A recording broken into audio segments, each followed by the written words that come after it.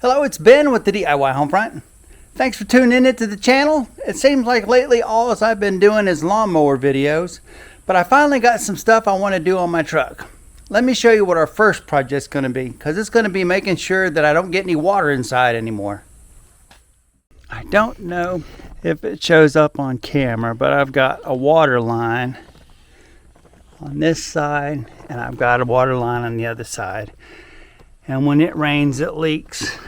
And it should be because of that third brake light, which I have no way of taking it off or getting to it unless we take off the camper shell.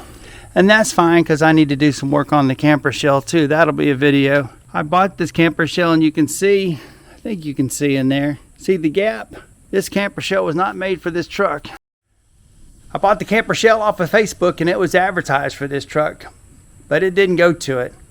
But it was a hard find. I paid like 500 bucks for it, and it's a high top. You can't find high tops for 500 bucks. So we're going to modify it, but that's another video too. Don't forget to like and subscribe to catch all my latest videos. So the first thing we need to do is get rid of the clamps that hold the top on. They make several different versions of these clamps that hold the camper top down. So if yours is different than mine, that's fine, but normally there's 4. And if you haven't checked yours lately, you might want to, because they do loosen up over time. I like to set up a couple of sawhorses with 2x4s on it, because that gives me a good place to set the camper topper on, and it makes it easy to put the camper topper back on when I'm ready to. My next secret to getting this camper top off is to use a piece of PVC pipe, preferably something that's at least 1.25 inches around, or maybe a little more. And I don't have any problem at all lifting up the camper top with my back and propping this piece of PVC pipe underneath it. This is also a great example of why I like a high top camper. I'm a little bit up there in age, and I have a difficult time trying to crawl around in the back of a pickup truck with a low topper on my knees. But you can see I can walk around the back of this camper top pretty easy. At some point you might need a little bit of help doing this, and I've got my son helping me out here, and you can see we're just rolling the camper shell back on top of that pipe. And my son has no idea what we're doing. He's just following my directions. So it's very important that you make sure, if you have somebody helping you, that you make sure they know what you're planning on doing. Because you don't want to have the camper shell out in the middle of the air and one of you go one way and the other person go the other way, and it ends up on the ground.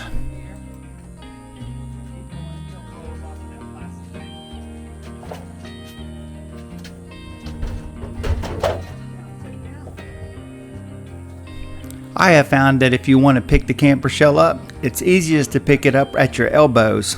You just seem to have better strength, and it's easier to hold it up in the air. And I probably could have cut these 2x4s down a little bit and made it a little bit easier for us.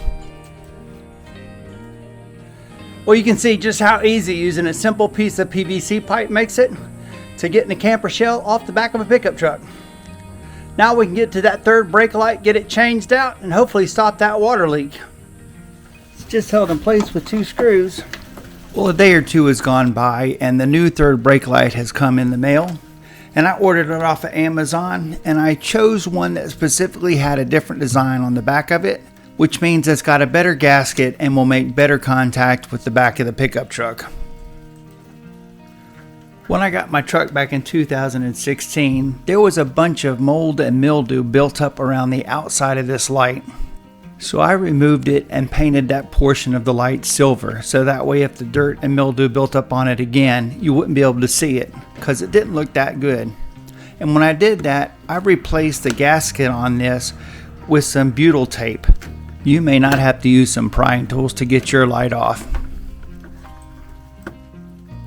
The lights unplug easy enough, and my lights have been replaced with LED lights, so if yours look different, that's why.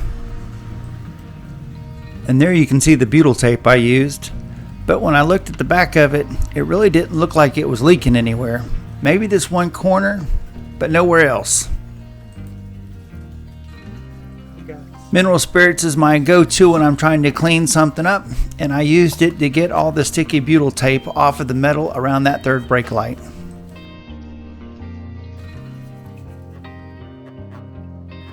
Now the OEM brake light has just this one raised plastic edge that goes around the brake light, and that's the only area that contacts the paint with the seal.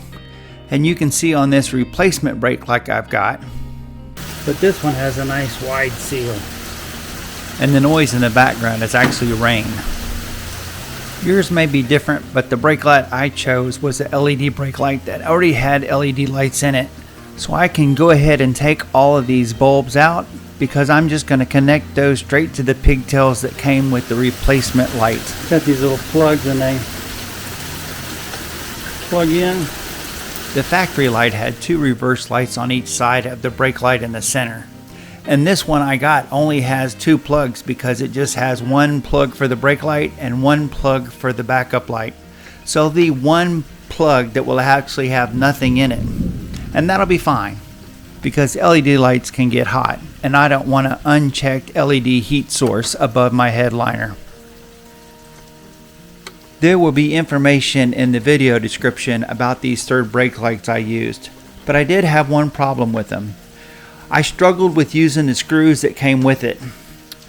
I ended up taking them out, and there was a plastic gasket that you were supposed to use, but when you tightened up the screw, the only thing that happened was that little gasket squished and destroyed itself, and then it became useless. So I took some clear RTV sealant and the original screws and used those instead of the one that came with the light kit. I put the silicone right at the top of the threads where it meets the head of the screw. Well, with both of these screws installed, I should have the new third brake light installed with a better gasket to ensure that there's no water leaking in around this light.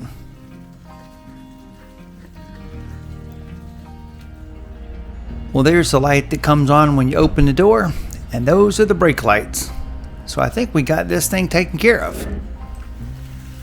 Well, I hope that solves the problem. It is raining, so I'm going to go ahead and go for a test drive.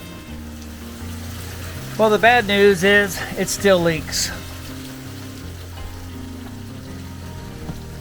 I've got my spot right here, and I've got my spot over there. I don't think that's from the light. I guess we could take the light out and see if there's any water there. But instead I chose to go look it up on YouTube and see what other people have problems with. More work. Boo hiss, boo hiss, boo hiss. Alright, so I still had the water leak after I got the third brake light in. And after doing some research, it looks like the window can leak, especially around the corners right here. So what I'm going to do is, instead of getting any water towards the center, I'm just going to pour some water right here and see if we end up with a leak. And if we do, we know it's the glass that's leaking, not the brake light.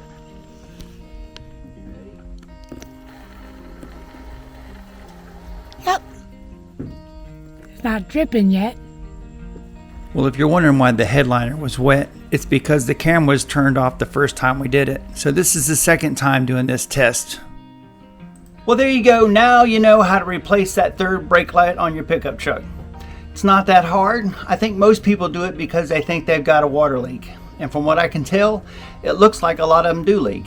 But the only thing I would recommend for you to do is to do that water hose test and make sure that you know where your leak is before you go to replace your brake light. Well, I will replace the gasket around the rear window to fix that leak. And when I do, I'll make a video of it. But until then, like and subscribe. Check out all those other videos and my playlist too. And I'll see you in that next video.